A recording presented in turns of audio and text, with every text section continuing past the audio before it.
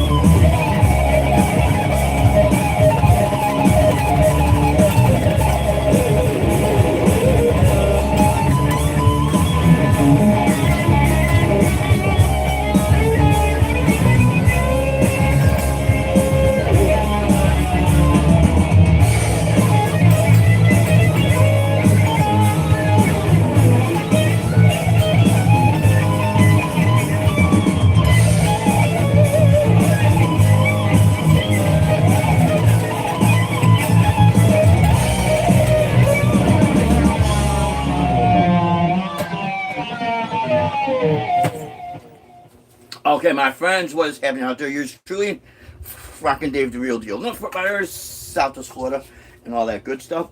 Let me go ahead. I'm going to switch to the other guitar here, and I'm going to show you what we got going on. I hope everything is all as well with you guys out there. And let's go ahead and do this. Grab this. Kind of busting this guy back out again. For those who have been supporting my channel all these years, we really appreciate it so much. And then you know all the different guitars I've been using throughout the years. And the different gear and all of that other good stuff. So let's go ahead and grab this. I want to say a special, I want to share something with you guys. These stands that have these rubber, they're like rubberized stands. Okay, they're great to have, but over a couple, of course of time, you know, as years go on, and in the humidity they get very sticky. So let's see who's out on the chat. Thank you so much for tuning in. Hey, what's happening, Jan Landino? What's happening, buddy? I really appreciate. Hey, thank you. Really appreciate it, man. Amir Benil, thank you. Shredding it, yeah. 512 Texas TX. Yep, thank you so much. New guy. I can't pronounce the rest of it. I apologize. Thank you so kindly. Let's see. I gotta use this so I can see what's going on. Yeah, thank you. Hey Ray, thank you so much. Ryan, thank you so much, man. Appreciate it. You guys rock. Thank you so much. A lot of the names, I'm sorry I cannot pronounce. Hi, how are you? I am doing great, my friend. I'm doing great. You guys totally rock. We really appreciate all of you. So, we, well, before I get on with anything, about a half hour or so ago, they just launched the Artemis II rocket ship to go around the moon. And while they were going around the moon, they brought these giant cheese graters, you know, to get some of that cheese off the moon. Well, why not? Moon's made of cheese, right? You know, we're running out of it down here. Why not extract it from somewhere else? And in the meantime, in the process, they brought up another giant mouse trap, you know, to exchange the one that they left up there back in 1969. Because according to one of the greatest reenactments of all time, that was on the Night Gallery show hosted by Rod Serling, they had an actual footage of two astronauts up there. There was a giant mouse trap, and all of a sudden this big mouse comes out of nowhere, out of the darkness, out of the dark side of the moon. It came out. So believable story, right? April Fools, huh?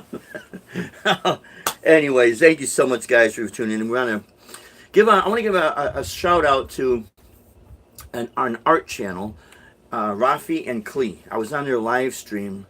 Was it Sunday? I think it was Sunday. Yeah, and you know, they're great. They're great fine artists.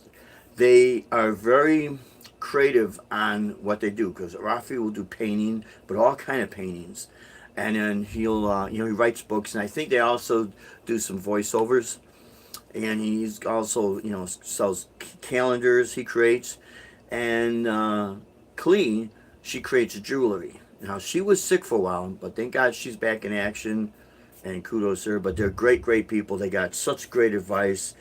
I've never heard any of them say anything negative about anybody, and that's really cool. You know, the world of art and fine art is a totally different world.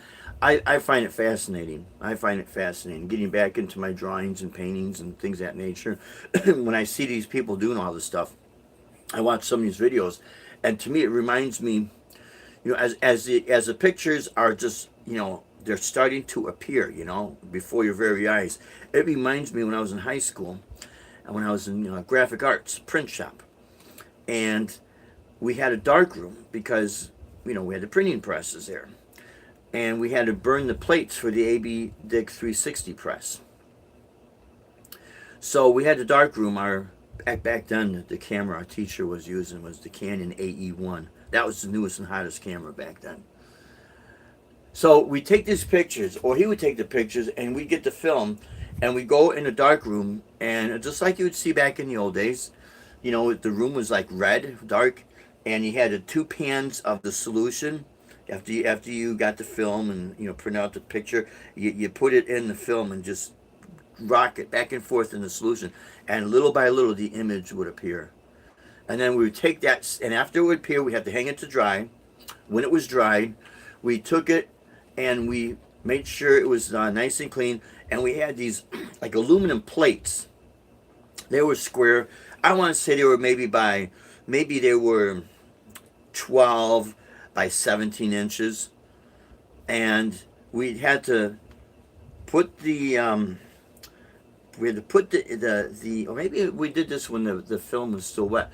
Put it face down on the plate, and we took this it was like this red solution. It smelled like, during Halloween they have that candy that's shaped like peanuts, and had that odor, same odor. So we had to spread it out all over this red solution on the plate with the image, or no, on the plate first, then put the image on, and then we would stick it in this glass table, and it would flip, and we had all these lights. It was burning the image of the film right onto the plate, and it would change all different colors or different shades of white.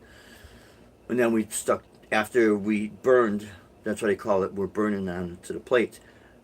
We burn it onto the aluminum plate, we take it off, making sure it was dry, and then we take it over to the printing press and hook it up, and then that's what we use to print. We put the ink in the ink well, and then as the thing was spinning around, it was printing out the image on the papers.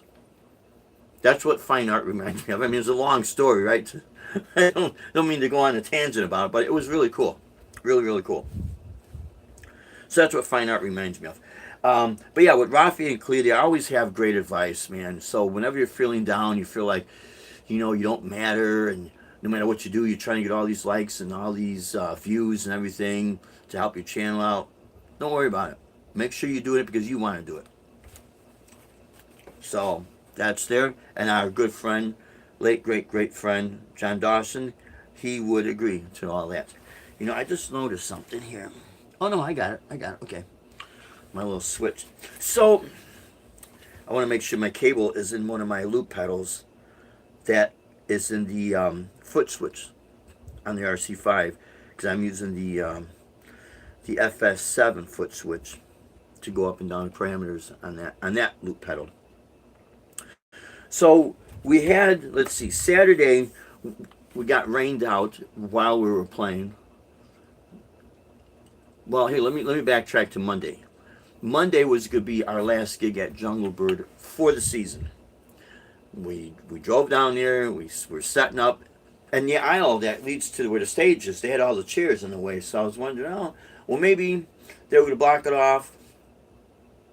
And, well, they figured, well, let's see, the weather looks like it's holding up, so why not, When we get there, the hostess was there. She was moving the chairs, so we loaded up the gear onto the stage. And there's people. See, the stage is over this side. The bar, tiki bar, is over here, and there's you got tables in between. And I went to go use the restroom, wash my hands and everything, and I was coming back. I told the hostess, I said, "It looks like we're gonna make it," And after I used the restroom, washed my hands, I come back. As soon as I'm walking to the stage, Deb's going like this. She talked with the owner. The owner was there. I called him, and I guess he said, "No, we gotta cancel for tonight because it looks like this could hit us." No sooner did she tell me that, we were loading up the gear back into the car, and as we were loading in, we started feeling little raindrops. And then the one guy at the bar, he was kind of disappointed, but he looked on his phone. He saw the radar on his phone. He goes, "Oh yeah, it looks like it's gonna come." So as soon as we got everything in the gear, boom, here comes the downpour. And we were able to turn. But it took, the reason why I did not go live Monday, it took us a little while to get back because we're heading north on a street called Del Prado in Cape Coral. If you live in Southwest Florida, if you live or know anything about the Cape Coral area, one of the main roads going north and south is Del Prado Avenue. And we live, I think we live about, just to get to Pine Island Road, maybe it's a good 8 miles or so. I could be wrong, but it just took a long time to get there. So there'd been no way I would have had enough time to go live. Anyways, hey guys, how are you? Thank you. How can I? Let's see. I'm sorry. Let's see. I gotta see something here. A guitar and I want to grow my hair, but my dad did not want to. Zookeeper. How can I convince him? Well, Zookeeper, first of all, if you're 18 or older, then you can grow your hair long. I mean, just don't cause fights. If you're underage and your dad doesn't want you to, and you try to convince your dad it's something that you like, it'd be kind of cool, but your dad doesn't want to. Just what I would do, because when I was younger, my hair wasn't really long. I had short hair when I was a young kid. Not real short, but it was long enough. But short enough and still long enough. You know what I mean? But I mean, when I was a kid, when I started playing guitar, I was 11. I was actually 10 going on 11. So it was 1974. So it was still kind of strong conservative, where it was frowned down upon. So I learned to just deal with it until I got older. It didn't stop me from playing. But how can I convince him? The best thing to do is just be honest and just ask him. Say it's something I want. But I'm going to tell you something. It doesn't make you a better guitar player. What'll help you become a better guitar player is your ability to have the time to practice, study, practice it, learn as much as you can with a very clear mind. And what I mean by that is, if you're always being told this, that, and the other, or if it feels like there's tension between you and your parents, or you and your dad, he might not approve it, then it might be harder for you to focus. So, but I would just be honest and say, hey, Dad, if you're underage, if you're a young kid, just say I'd like to grow my hair long, and then let me just try it. It's not going to hurt anything. If your dad still says no, then kind of respect your dad, your mom and dad. And I know it's tough. I've been there. I know. And when I was really young, this is how tough I remember it was. Since I was born in 1963, I remember late 69, maybe early 1970, born and raised in the city of Chicago on the north side. I went to a grade school, elementary school called Pierce Elementary. They were so strict, and it was a public school. It wasn't private or anything. They were so strict at that time. We had to wear white collar shirts. They had to be buttoned up. They had to be tucked in. We couldn't have it tucked outside of our pants. We couldn't wear t-shirts. It wasn't a uniform. It was just the way the strictness was. And I'll tell you what, man, back then, you did not backtalk anybody, because you get smacked. And then when you got home, you got smacked again. Well, you got smacked, you got in trouble because you did something, so you got smacked again. It wasn't abusive. It was just tough, So, but just hang in there, my friend. Hang in there. Because here's, and even for the adults, I had some of my friends up north. We talk a little bit, and I would talk about, wow, man, if I shaved my head, it would eliminate everything, which I won't do, but it would. And one of them said, oh, you mean because it's too hot? I said, well, that's one reason, but that's not the main reason. The main reason is I got to wash my hair, I got to comb my hair, dry my hair. It eats up time. You're always on the go. So that's one thing to eliminate, right? I don't know if that makes any sense, guys. So let me get back to what happened Monday. So yeah, we loaded the car, came back here, and it was raining, and then about maybe 8 o'clock or so, it stopped. But you see, we play 6 to 9, and the club owner, he wants everything to be safe, He doesn't want to see anybody electrocuted. But now let me rewind to Saturday's gig, and we got it up there. We were able to get through a good portion of the gig.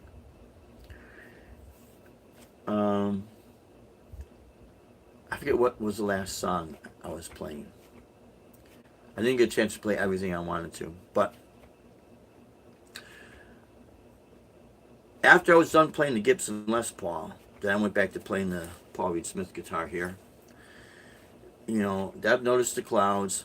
What she did was she took the Gibson, put it in the case, put it in the car, locked the door. And I looked behind me. I saw the dark clouds. I'm like, okay, well, maybe I get one more song in. The very last song, as I was getting ready to finish the song, Deb is fading it out, and she says, "We gotta cut it now. We gotta cut it now." As soon as she said that, I unplugged the guitar, giving her the wireless system. When it went like this with the guitar, and I started feeling the raindrops. And I kid you not, it started raining a little here, then all of a sudden, a massive downpour. I'm like, oh man. So the first thing I'm doing, make sure this guitar is in the gig bag, and then Deb's grabbing one of the dark tarps and putting it over one pedal board, and I'm putting the pedal board cover case back on one pedal board. So let me show you what was going on, and let's see if I could do this. If I could, can I do this? Oh yes, I think I can. Here's where I could turn the camera around. Yes, okay. So this pedal right here, you see these foot switches? Okay, so everything's working. I'll do a little jamming on this. I'm gonna come up here. When we got home, we were absolutely soaked. Everything got soaked. So we put it in our lanai. I was able to change and clean up, and then when I was finished cleaning up, then I went back to the lanai to wipe down all our cords, our pedals. So that pedal got wet, that pedal got wet, that foot switch got wet, and all of these got wet, and all the cables. So what I noticed, in between these foot switches, in between here, in the gaps, there was water. So I have, let's see, 2, 4, 6 of these foot switches. One is a play, one is a stop. I have a master switch there. That's to shut off a couple of things at the same time. I have another switch here, and then I have the volume pedal. So all of this was wet. I was going to take the hair dryer and hit it with the hair dryer, but I thought I better not, because what it'll do when water's in there, it's just going to push the water, and it'll bead up and it'll run over the circuit board. And I was afraid that it would run over something and just short circuit, and then there goes the pedal. A few years back, this happened to me. I had a little Zoom acoustic guitar pedal that looked silver like that, and the Monday gig Jungle Bird, what it used to be called Redfish Point, and the same thing happened. It started to rain, and then part of that pedal, not this one, but the Zoom pedal, got wet. So I was able to dry it out. It turns on, it lights up, but no sound comes out. So I'm like, oh crap. Okay. So everything is working. The backing tracks was here. So that's working. That's working. If I go down or up my parameters here, I'm gonna see if I can, so you can see this. Oh, is it gonna? It might not show. See, that's what happens when you got these lights here. Well, trust me, this switch will go up the parameter. That'll go down. Let's see. My synth pedal works. Oh, I don't plug in. I'll grab that. This pedal works too. That pedal works. So everything's working. Thank God, because you don't want to have to start replacing everything. It's not fun doing that. And of course, the Paul Reed Smith guitar got wet. It's not fun. Let me see if I could go up on the chats here. Yeah, that's crazy. Yeah.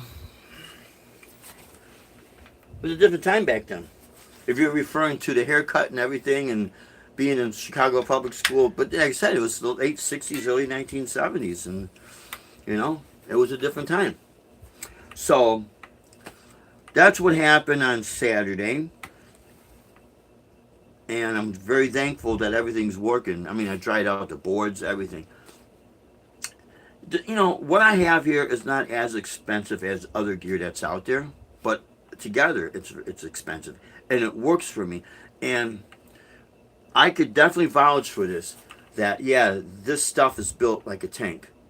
Although I don't push the limit and try to make it work outside in the rain. I'm not going to abuse it. That's not what I'm going to do. But I thank God that when we're in these situations, it does work, because down here in Southwest Florida, and anywhere in Florida, everything's outside. Most everything is outside. We do have some places that have indoor gigs, which I want to be, contacting those places. But for the most part, they want everything outside. And when that's the case, you're at the mercy of the weather. And that's when you find out how good the gear that you're using really is. It's kind of an eye-opener. I think that's why I don't get any sponsorships. I'm not the only one. Maybe it's because the YouTube channel's not big enough. That's fine. I don't care about that. Which in my opinion, that's fine. But I'm gonna tell you what I really think. Don't you think if you have a person out there that's actually using your product and proving how well it works, don't you think that's got some worth? Because the reality is, I've had people come up to me after I shut down the live stream and while I'm packing up the gear, and they're like, "Hey, what kind of gear you use?" I saw, or they came up, they're asking to take pictures of what I'm using, and they'll see how well it works, and they'll ask me questions, how reliable it is, and I tell them, go on my YouTube channel and you can rewatch everything, and you'll see time and time and time and time again, I'm using it. I'm streaming these gigs. I'm doing 3 hours, sometimes 4 hours straight through. Saturday I did take a break. I was scheduled actually to take 2 breaks because I was in that hot sun, and Deb didn't want me to, pass out from the heat. Because when you start getting that heat stroke thing, or it's a heat exhaustion thing, it just hits you, boom, right away, man. It's like, whoa. And she didn't want that. But anyways, back to the gear. So I would have these conversations. I would say, yeah, what I'm using, it's not here. Here is your double win-win, I should say. It's not expensive. It sounds great. You hear what I'm using. I'm running it through a QSC speaker, and you could hear it sounds good. I'm not gonna say it sounds better than any other product, because they all have their own things. And frankly, if you're gonna drop, I think the Fractal system, which is a effect unit, like this little zoom pedal, the little Boss pedal here. I think I forget what model one, but it is, but it's like $2,700. That's just for that, just to get guitar sounds. That's just so you could do this.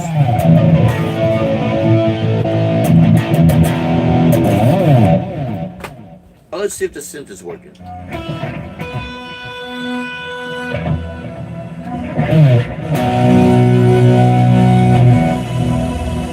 Okay, that's working. Anyways, so I think I got one of these chords hitting something, maybe a little bit of ground. Anyways, when you're dropping all this money on this stuff, well, it better sound good.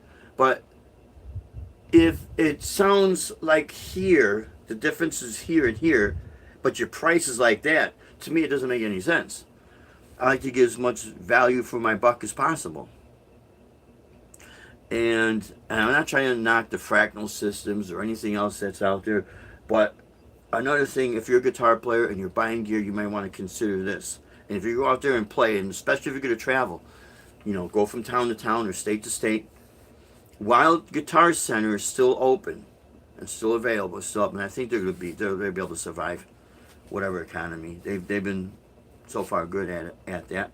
I'm not knocking Sweetwater or anything else, but when you're traveling, and if you're using, let's say, Boss products, and something breaks and you need another Boss pedal, while you're traveling, you could call a Guitar Center. Chances are they'll have it there, or if they don't have it there, the surrounding Guitar Center will have it. And if you could have them either go to that one, or let's say if you're gonna go, let's say you're going back up to the Chicagoland area, and I think the Guitar Center on Halsted Avenue is still open, and you're gonna play down in the close to the downtown area, or by the blues clubs, Halsted and Belmont and Clark and all that area, Clark Street.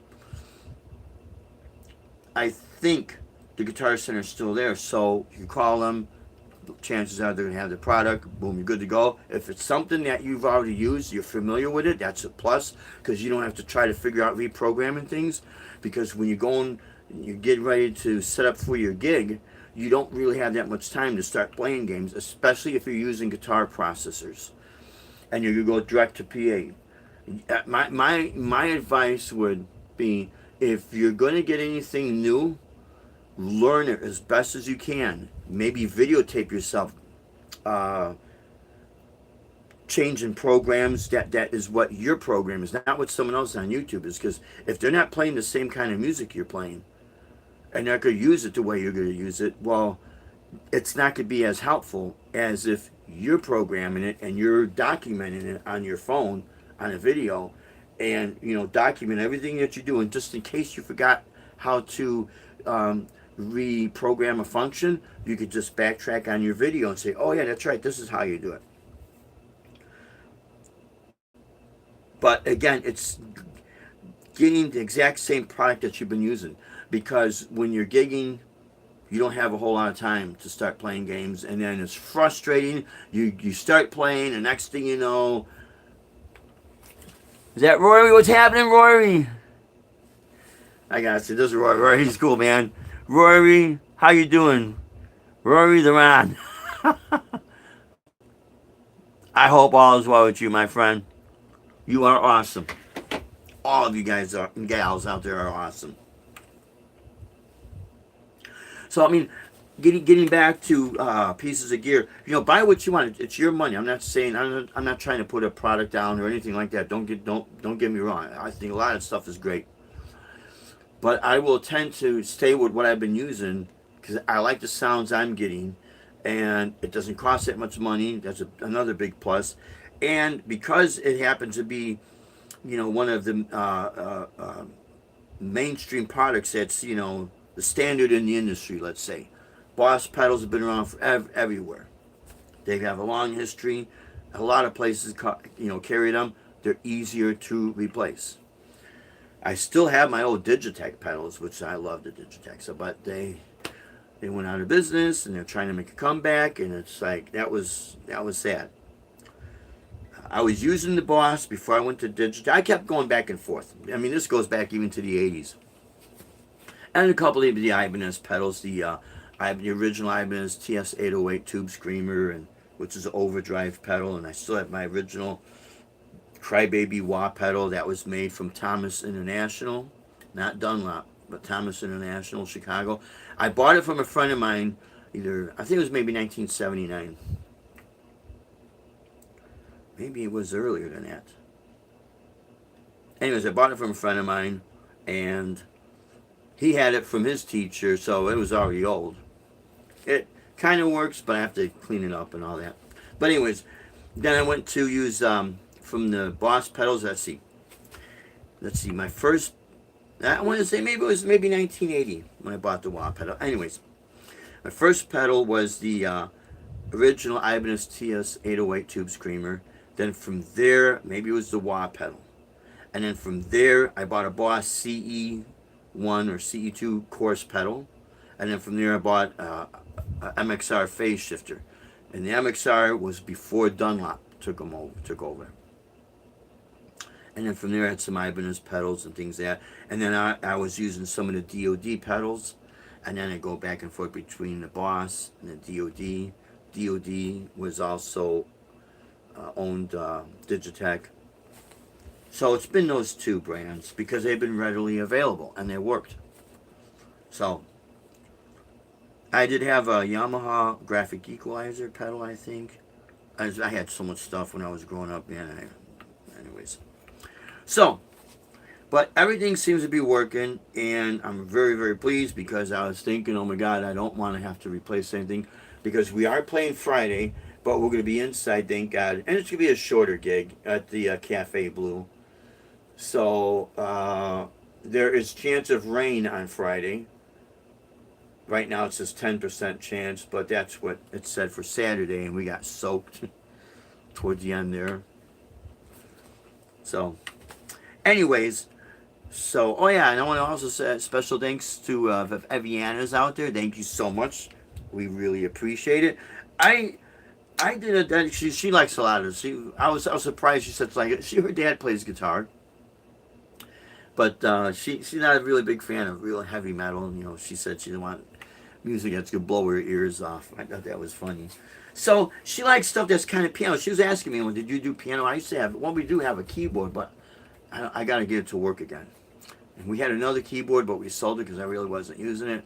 But I know what she means. She likes some of the music that's piano, what we call in music arpeggiated. And arpeggios, let me go ahead and get this called up, is when you pluck a chord note for note. In this case, in this particular song, I'm letting every note ring out. But usually arpeggios, when you have these arpeggios, for instance this.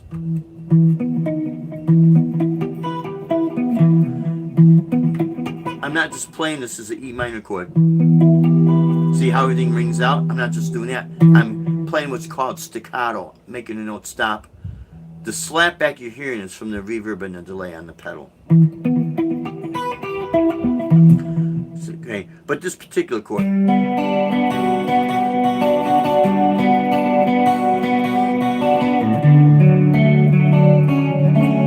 The song's called Inspiration, and I dedicated it to Aviana. So I think I'm going to go ahead and play it right now and make sure that my RC300 is working.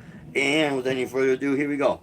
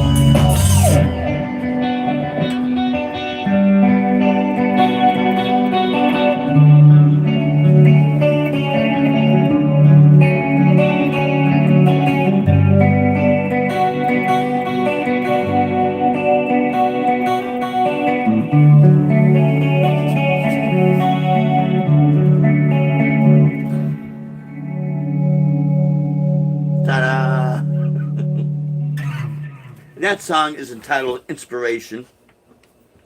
That is on our Hope on the Horizon CD. I know I got some more. Let's see. I'm so sorry I got to do this, guys, but I don't have my laptop. Randy Tritt, what's happening, brother? Yeah, Roy, I'm gonna leave now. I just wanted to say that's okay, Roy. No problem. You have a good one, buddy. We'll see you tomorrow. Okay? You're awesome. Randy, what's happening, brother? Hope all is well with you, man. Thank you, Randy. You're great. You're awesome too, brother. Randy Tritt. You guys gotta check his channel out. He has. Let's see. My brother from another mother. Hands out. You got it, brother. Randy Tritt has. I think you might have more live streams than I do, which is great. I think it's great. You're always playing, and I love what you do, man. You know, when you did that one song, what's the name of that? Why can't I can't, sometimes I forget, guys. Maybe it's because I'm getting old. I don't know. Good Heart Woman with a Good Time in Man or something. You guys are the only ones I ever heard do a cover of it. And the way you did it was just absolutely great. I mean, not good. I'm talking, it was great. Because you did it so authentically. But with your flavor. And it was just, you guys preserved something that no one, I don't know if anyone that knows that song. Unless they're really into country music, they really don't know that. Maybe the older generation, those older people. Yeah, we do. But yeah, man, it was fantastic. Absolutely fantastic. And I hope you're feeling well, brother. And I hope you had a great, we had spring break. We're getting ready for, we call it Resurrection Sunday, Passover. But we're not Jewish, we're Christian. But, people call it Easter. We just celebrate it the same way. We just call it really what's supposed to be called. But I'm not going to get into any of that because people get offended. If they want to learn, you could check out if anyone wants to really learn more about all that, I always refer them to, if you really want to learn what the Bible says and everything, there's a program called the Shepherd's Chapel with Pastor Arnold Murray. And I'll tell you what, man, you'll learn stuff and when you look at it, it's like it really does say it in there. Like, holy cow, man. So, we're going to, I'm going to do a quick improvising using the Beat Buddy 2 with the foot switch, those two silver foot switches. Okay, the Beat Buddy has on-off switch, and you could do fills, and if you hold it, you hold the big button down, it'll go into like a variation. You might have a drum pattern, now all of a sudden drum pattern is hitting the ride cymbal. And then you have the foot switch. One switch on the left is for cymbals. The other one is to stop, like immediately to stop the drum loop, which I think is great because when you're using live looping, I'll show you what I mean. I'm going to layer down a drum groove with a rhythm, and then I'm going to loop it. And when I loop it, you're going to hear the looped drum and the actual drum machine that's still on at the same time. If I leave it on, well, here, why don't we do this? Let's see how far. If I leave the loop on and the drum machine on, let's see how far the time starts to, what happens is the timing starts to spread further and further apart, and then it gets a little bit out of sync. So why don't we test this real quick? And I don't do this live, but I'll show you what I normally do live. But I think this is a good test to do this. So if people are interested in using something like this, the loop or the Beat Buddy Mini 2 with the loop pedal. So let's do this. Okay, this is just the drum machine. Okay, I started it. Now I'm going to hold it down. It'll do a roll and go into a variation. You'll hear the ride cymbal.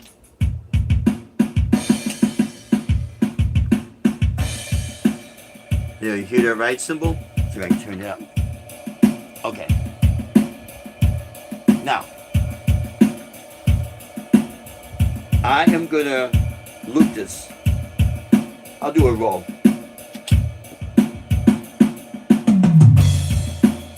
We're doing a roll.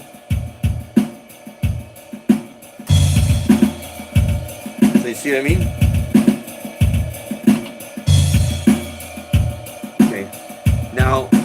I just got the loop going because it was going out of sync. So that's not too cool. And what we're going to do is, I might be able to erase it by holding down. Yep, okay. But usually what happens is they start to spread apart from each other. So, what I'm going to do is this. We're going to do this a little bit of a rhythm thing here. And maybe I should turn the volume down on the drum loop. Okay, good. We got that going.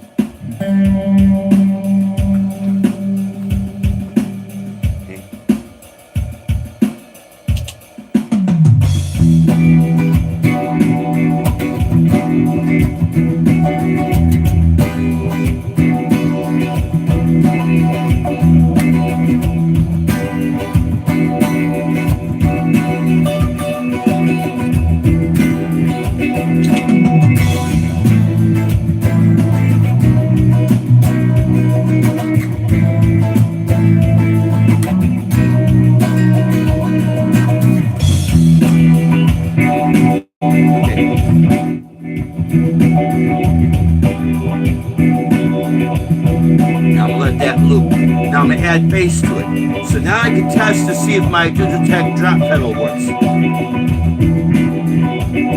Okay. A little out of sync there, but that's okay.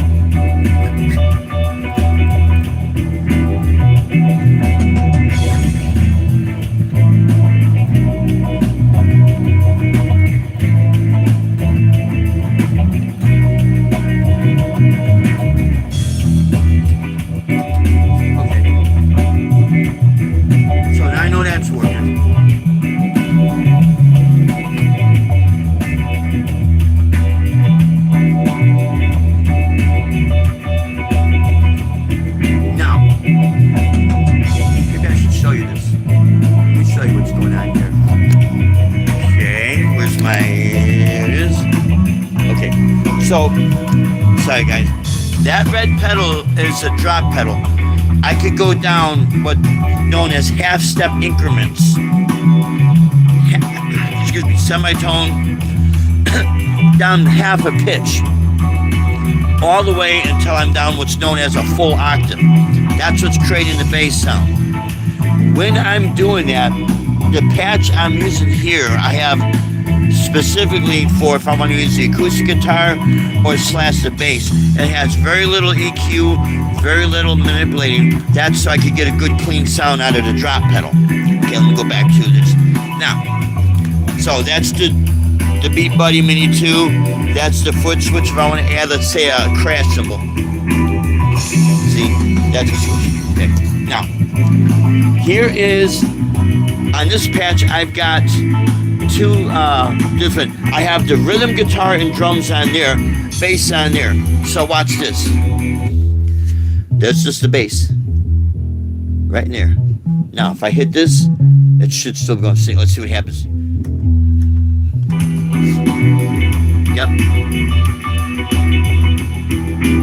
It doesn't go off sync. Okay. Now, if I want to turn off my bass, there's just the bass, right? There's the bass back.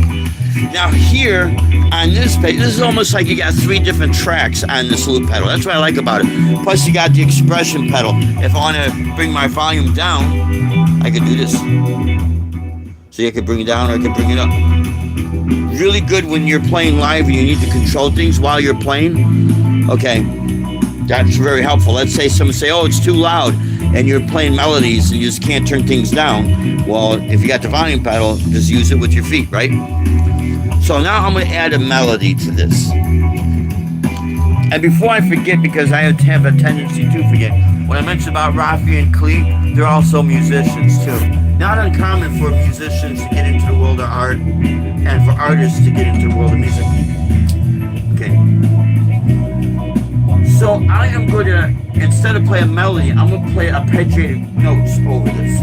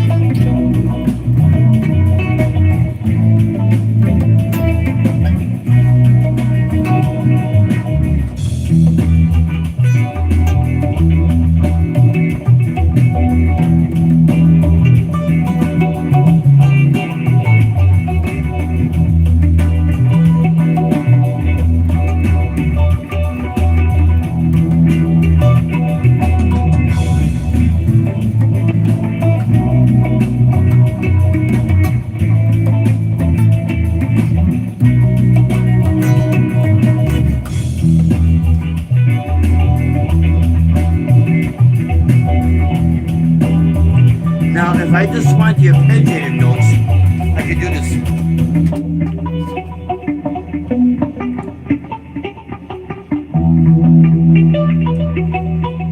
Now I add the bass.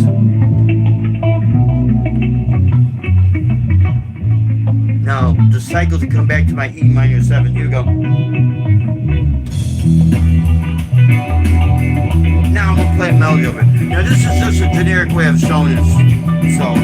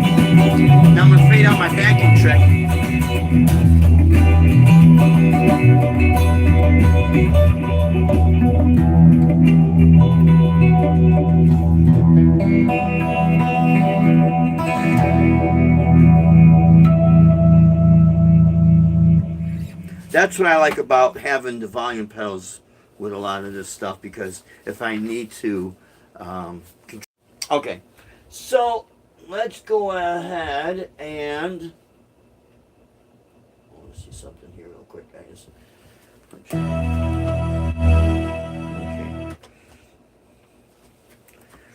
I'm gonna play a little bit. I didn't get a chance to do this Saturday's gig because we got rained out. It was gonna be like the next song I was gonna play. Now, so we just had to cut things down because of the rain. And Monday I was gonna play it, but it didn't happen because of the rain. But this is a dedication to our great late friend, YouTuber John Dawson. I know he liked this song, so with any further ado, here we go.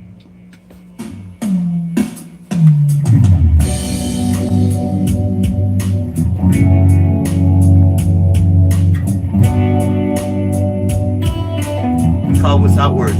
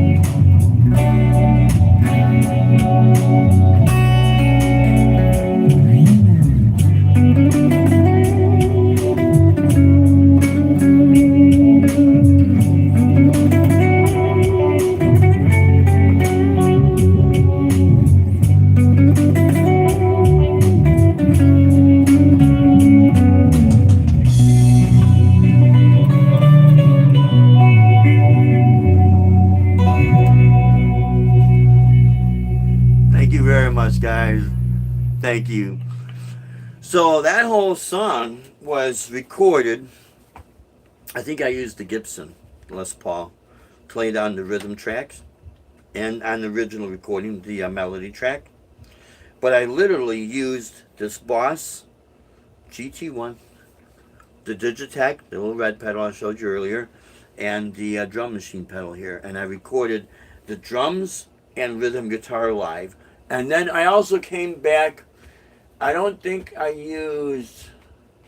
No, I came back, and up in here I have in one of my other cases I have the Roland GR55 guitar synthesizer, and on the BC Rich guitar I have the GK2 pickup. But I don't think I used it because I had it in a different tuning. I used my acoustic guitar. It has the other pickup that actually came with the GR55 guitar synth, and I didn't use the acoustic guitar as acoustic guitar. I used it to lay down what's called the soft strings. So the strings you hear in the background, that was using the acoustic guitar with the GR55 guitar synth. And I layered it in a way that it would be just kind of like right there in the mix with the rhythm guitar, so it wasn't overpowering. And it came in later in the mix just to emphasize the emotion of the song. And then I did another overdub with the electric guitar, and I was using the chorus effect on some of it. You'll hear this part though. And I think I did what's called a backwards, I call it backwards strum. It's from high pitch to low. That it's in the background, and it comes in real nice. So it fits real nice. These are little tricks, recording tricks I've learned over the years of experimenting. That's how usually it works. You buy little recorders, and actually, we got the big recorder there. We got some other digital recorders. I have one inside here, this case. Just an 8-track, 8 different channels. I've got a 32 track that's in this closet here, and somewhere up here I have a 16-track Yamaha. But what I like about this little guy is that it's easy to work my panning left and right. The Korg 30D, it's a D3200, that works good. And the Korg D880 works good. But I recorded it right on this tiny little Tascam. It's a digital recorder. It could only record 2 tracks at the same time. So you're probably thinking, how was I able to record drums and guitar at the same time? What I did is I recorded into my Digitech RC, or Digitech Jamman stereo looper, and then I played that rhythm, recorded that into here, so I had drums and guitar at the same time. Made sure that nothing was overbearing. I got very lucky with the drop pedal, using it as a bass, not getting strong or weird notes fluttering here and there, because sometimes when you're using octave pedals it has a tendency to do that, but it didn't do that on here. So it worked out great, just recording that. And it just, man, usually I think the whole thing was definitely the drums and guitar was one track and one take, and so was the bass. I think everything was basically one take, and I worked out the melody. And the melody real simple, it doesn't need anything, because I did have a variation of the melody, but it's the exact same notes.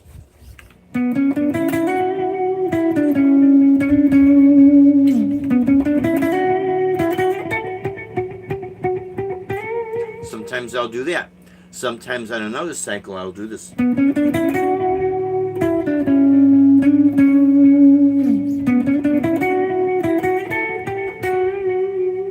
Just hold that bend.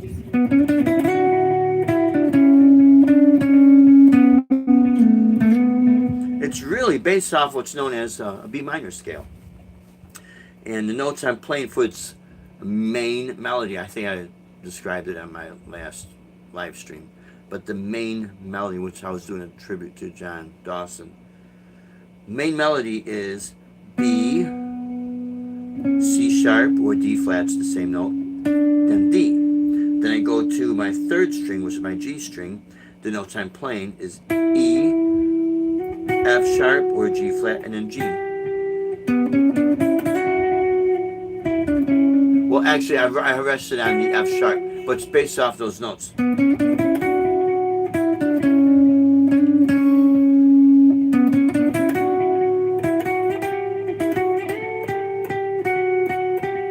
I added A note in there, that's A, and then when I come to here, B, slide down to A, and back to B. It's a real small location where these notes are. It's a very simple melody, but to me, it has to sing. It has to tell a story. Sometimes you could tell stories using all different techniques. If you're playing fast, you could tell a story of excitement. It all serves a purpose. It really does. But if you want to play something, it's what you really want to do first and foremost. But what I was hearing in my head, something very simple but very direct, and it's notes over and over and over again. The rhythms over and over and over again, but with slight variations, because it's to emphasize on an emotion. This kind of playing instrumental music, kind of chill out, laid back. It's more focused on the emotion than the technique. And it's not to say, it's not like a cop-out excuse. You might hear some people say, oh, they can't play fast, they can't shred, they can't this, they can't that. No. You need a balance between the two, because all these, they fit in music. Now, what you particularly want to play is really up to you. That's your your choice. And there's some people don't like what I'm doing. That's fine. They can still be my friend. Doesn't hurt my feelings. They say, oh, Dave, we need you to rock out more. Well, I'll be doing some of that too, because I had a lot of fun doing that. The big difference between doing heavy metal to this, jazzy, snazzy, chill out fusion music, smooth jazzy stuff. I like it all, and it all serves a purpose. One thing with this kind of music that I've been playing for a while is when you're playing outdoors at these restaurants / clubs, you're literally real close to these people that are eating. The last thing they want, like Eviana says, they don't want their ears to be blown off. Could you imagine, especially for St. Valentine's Day. Let's say you're on a date, and guy, you take your date out, you take your lady friend, or usually it's a guy taking a girl out, okay? And you're sitting at a nice place, you want to impress the girl, and you want to show her that's class. The last thing you need is a nice restaurant where it's really romantic, somebody coming and blowing everything up, shredding away, man, going nuts with the whammy bar. It has its place, don't get me wrong, but that's not the place for it. You might have one person, I had this happen to me once, one person way back on the other side asked the hostess to come up and play something fun, like rocking out. And I'm looking at these people, and as soon as she's telling me this, and it wasn't even the person that came, he didn't even come up to me and ask me. He had to tell the hostess and give her the message, And as she's giving me the message, over on the side here, there was a couple, I think there was 2 couples sitting there, a little bit older than me, around my age, but definitely older. As soon as she heard the rocking out, the one of the ladies, she looks back like, we don't want that, we're eating. So if I do that for one person, please them, and then these people leave, you know what I mean? You gotta know, you gotta pick and choose things, my friends. That's how you're gonna get work. And pick what you want to do, first and foremost. If there's other styles of music that you really enjoy playing, don't be afraid to, add it into the play. Because number one, you really enjoy it. It's gonna come across authentically. So, and then when I went back there to wash up, I went to talk with the manager. We get paid. I guess if that couple was there, the guy never stopped me, never asked, Maybe when I told the hostess, this is not the place for this. Maybe on a weekend, it's not the day and place, It's a great song, don't get me wrong, but it's just, these people aren't going to want to hear it. And she understood, I was being diplomatically, I was using diplomacy. I'm watching a flatbed truck go down our street. Yeah, they're dropping off mobile homes in here. Nice ones. And they probably were way in the back. And now the guy's done back there. It's getting dark. Okay, time to go home. That's why my attention got a little bit shifted. Sorry about that, guys. But getting back to the music, pick and choose what you want to do, but understand, try to learn how to read a crowd. Sometimes it's not that easy because you might assume they're not paying attention to you, or they got a sour look and they don't like you. Next thing you know, they're the one giving you the biggest tip. And thank you so much. That was great.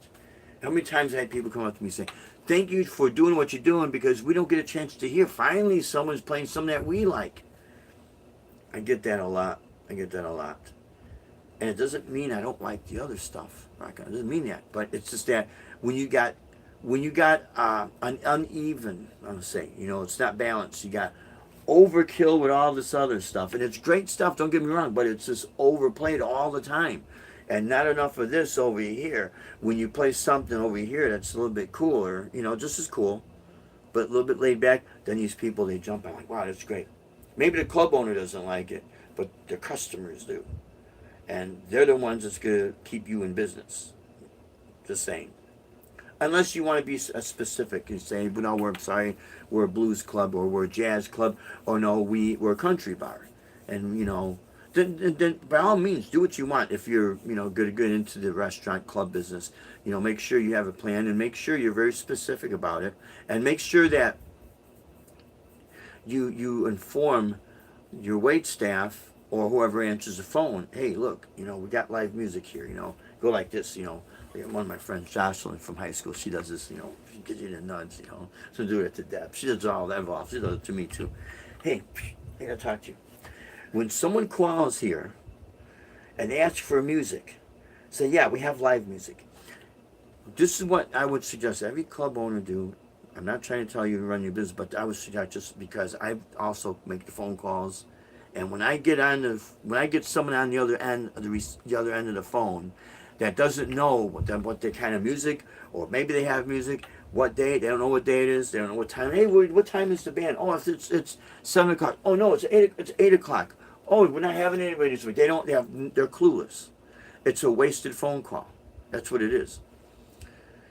And I understand these club owners got their hands full. Trust me, I understand. But if they could try to get this factored in, because it's going to make you look that much more professional when people want to bring other people out and they want to enjoy your facility, they want to enjoy your food.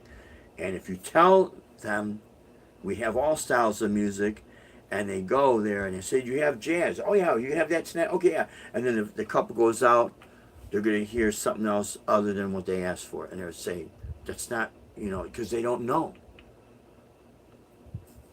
So my suggestion to these club owners, if you're going to have live music, not all of them, we got some good ones.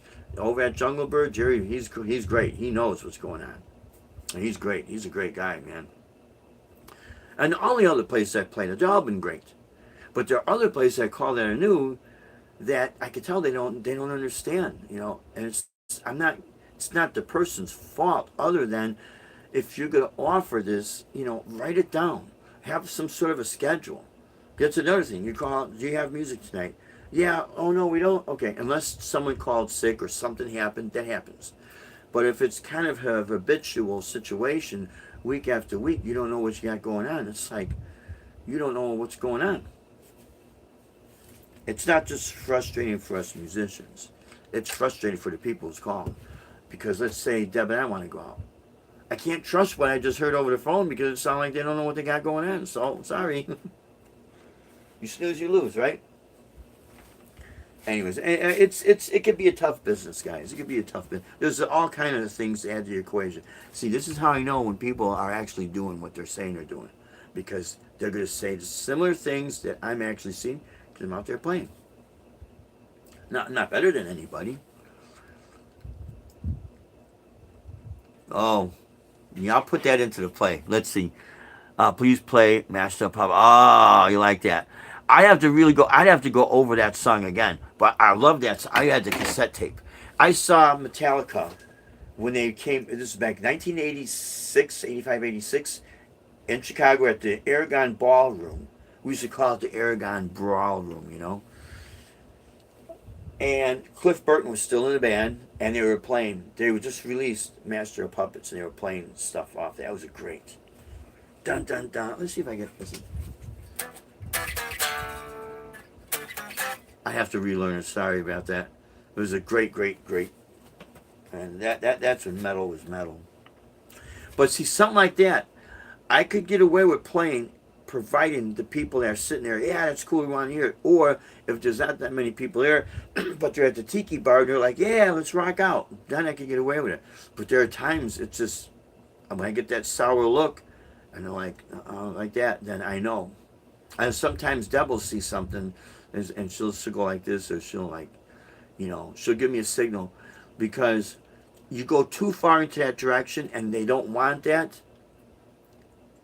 And actually, the customers are there not wanting it, and then the owner sees this, then you start losing work, because now you're kind of a loose wheel for certain places. But I'll tell you what, maybe I'm gonna put that in my list to do, go over that song, because I know at one point I did Metallica's one on the acoustic guitar, and then sometimes I still do Nothing Else Matters. But I know, once I learn the chords, I do it on the flamenco guitar too, but I'll do it on electric. How's that? I'll write that down. So, but anyways, and then I'm going to get back to doing more of the videos. Maybe I'm going to do them as videos so people can just log right into that, where you can learn how to play with just limited abilities, because I really think that's important. That if you have an electric guitar or even acoustic, but let's say you have electric, or if you got a slide, it helps with the slide. I don't have a slide. I don't really use a slide. Let's say you want to use a little bit of overdrive. Number one is try to make it sound musical. Okay, I think I got it. There we go. That's what's going on. That thing was touching. If you got one finger, take one finger anywhere on the fretboard on one string, and this really helps with overdrive and distortion.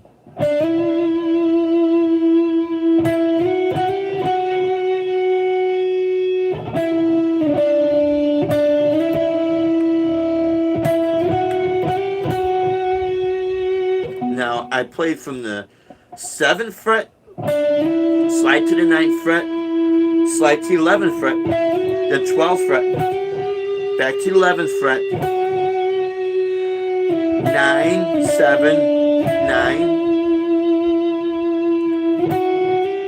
and just back and forth. A little vibrato, shake the string a little bit.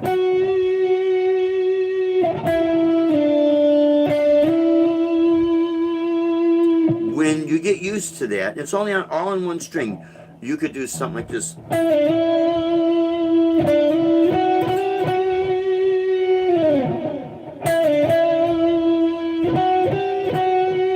Now what I'm going to do is slide and fade.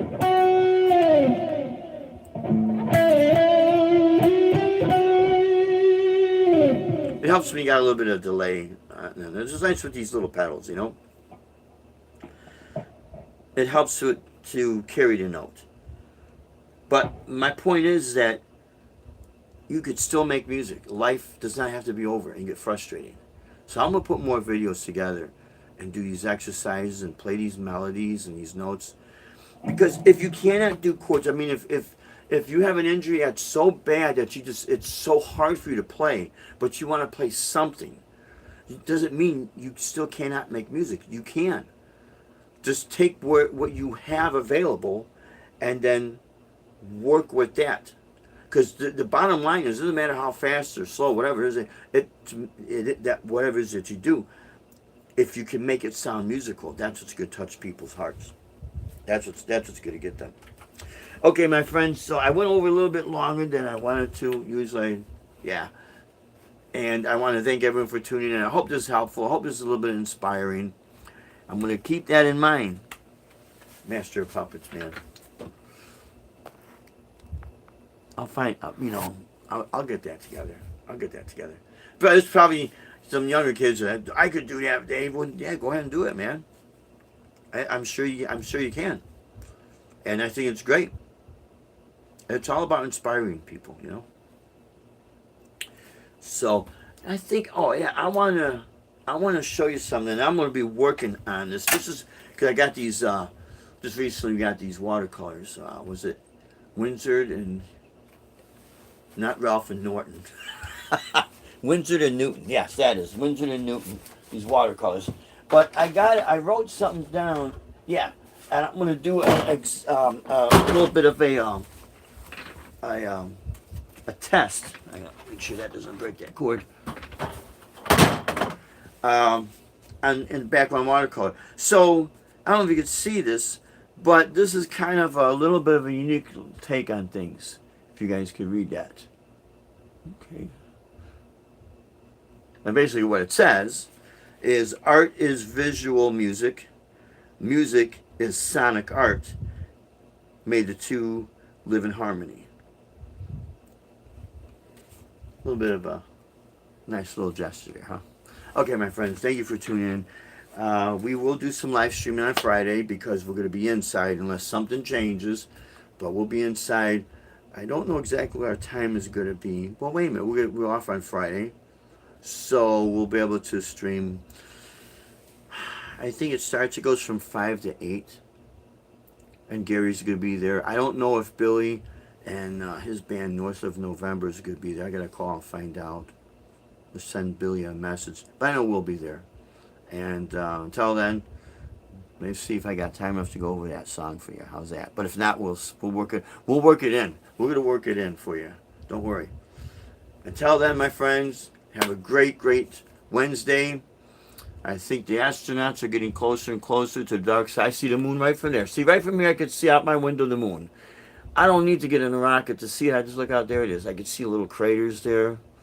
If I see something flying around, I know it's not Santa Claus. I know that's Artemis 2. I got those cheese graters that grab that cheese up. What a story, huh? Okay, my friends. Thank you for tuning in. Dale Palmer, thank you, brother. Appreciate y'all. I know, John Dawson, you're watching from above. God bless you, brother. May you rest in peace. And until next time, until Friday, you stay strong, safe, and true. Rock on. And God bless you, my friends. Have a great evening. Thank you very much. We love you all.